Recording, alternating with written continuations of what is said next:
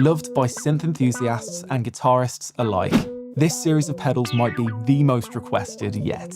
Please welcome Behringer BM-11M low-pass filter.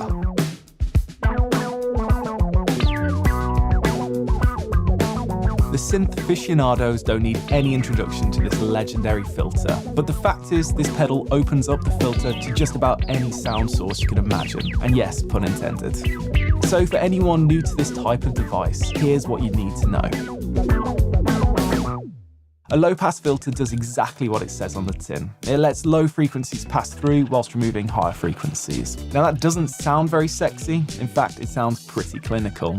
But this is where one genius musical inventor steps in and turns this clinical idea into something extremely musical. The circuits he's invented shaped everything from rock to hip-hop to EDM. Without him, music today would not sound the same. You see, this isn't any old low-pass filter. Its DNA descends directly from some of the world's most iconic synths. You'll find it in Behringer Model D and Poly D too. It's a crucial component in the sound of artists such as Gary Newman, Stevie Wonder, Jean-Michel Jarre, as well as bands like Pink Floyd, Rush, Kraftwerk, and Parliament. The list is a tapestry of genre-defining icons, and that's just a small sample of the artists that use this legendary filter to sculpt their sound. You see, Edison gave us the light bulb, the Wright brothers gave us flight, and this creator gave us the sound of the future. There is a reason it's so important. It has a musical character that inspires its player. You'd be forgiven for thinking that a low-pass filter is simply a tool, but not this one. This one is something else. And in the late 90s, someone came up with the brilliant idea of putting this filter in a pedal, unlocking its potential for guitarists, synth players, producers, flautists, hurdy-gurdy glockenspiel playing multi-instrumentalists. I mean, if it makes a sound, you can run it through this pedal. It sounds amazing, right? However, sadly, this series ceased production in 2018. But the love for these boxes didn't die with it. The Behringer have worked painstakingly hard to bring you an authentic recreation. To get started, you have an all-analog preamp that gives you the colourful saturation that is essential to achieving those vintage analog tones. Staying on theme is the filter itself and the LFO, which is all purely analog circuitry that don't mess around. As you can see, it's a big old box with a strong tip of the hat in its visual design. And if you take a closer look, you can see wood side panels and an all-metal enclosure. There's plenty more to explore in this pedal, but we need to start making some sound. So let's power it up and start with the controls. Let's start here with drive. Now, it might only be one knob, but this single control bears a weight of responsibility. And there's several things to consider here. Its most obvious use is as a gain control, allowing you to set the gain for a whole plethora of different sound sources. Very good, very practical, but not the only thing it's good for. The preamp section has been carefully recreated, offering plenty of harmonic saturation. For those who don't know what harmonic saturation is, it's like the ketchup to your chips. It's going to make your sound source sound extra tasty. And what's more is that this preamp section is active even when the effect is disengaged, which means I can show you just what that beautiful saturation is doing.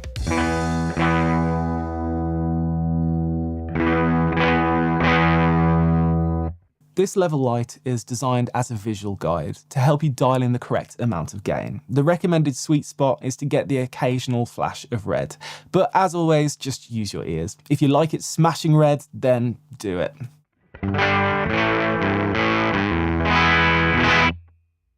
You may have noticed these controls are separated into two sections, filter and envelope. Starting on the left, your cutoff sets where in the frequency spectrum the filter is working its magic. So as you turn it clockwise, you're allowing more high end through. Let's hear this on the synth.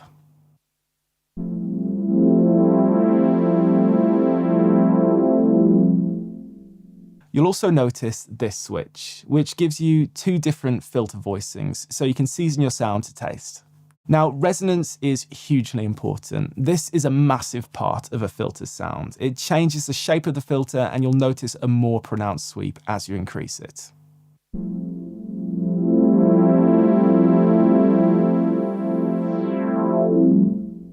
Me, however, I like to make silly noises.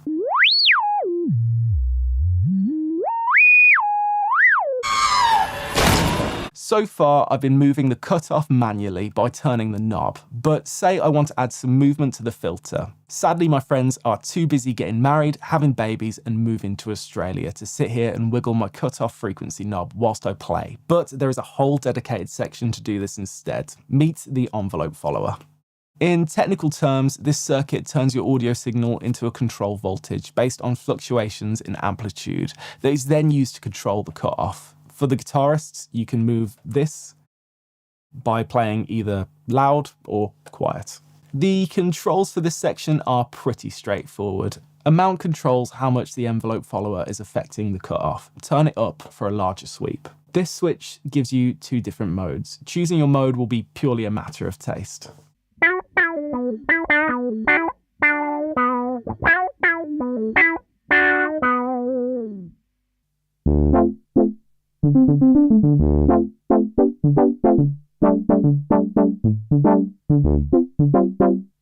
Now we've taken a look at the controls, we should explore the back of this pedal, as here lies something very special and unique to this series. And that's all this I/O. Now, CV is again another thing that synth players will be very familiar with, but guitar players maybe not so much. It stands for control voltage, and that's pretty much what it is. It essentially allows you to control different parameters by feeding it different voltages. But what does this mean for you? Is this just one of those things that sounds cool but you'll never use? Absolutely not. Or at least I hope not. You'd be doing yourself a massive disservice if you didn't at least dip your toes into the quirky world of CV. With this setup, we're using the LFO of Neutron to control the cutoff frequency in BM-11M.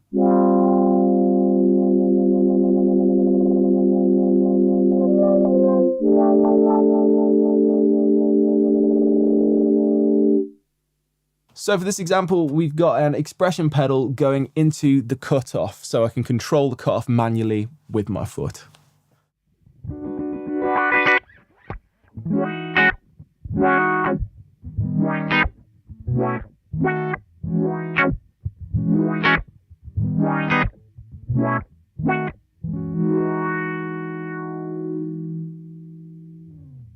Here, we're using the envelope out of Neutron to control the cutoff in BM-11M.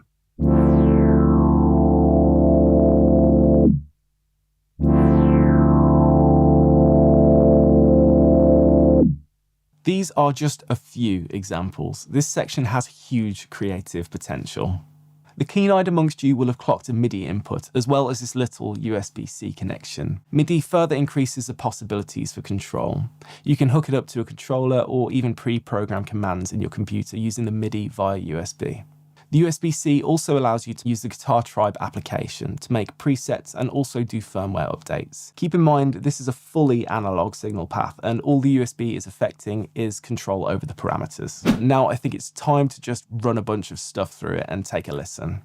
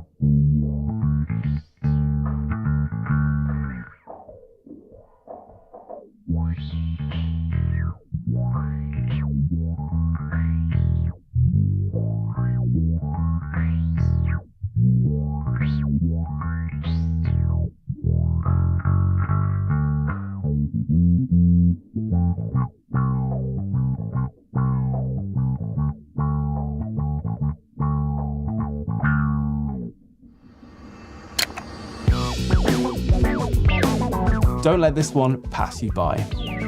Behringer BM-11M low pass filter.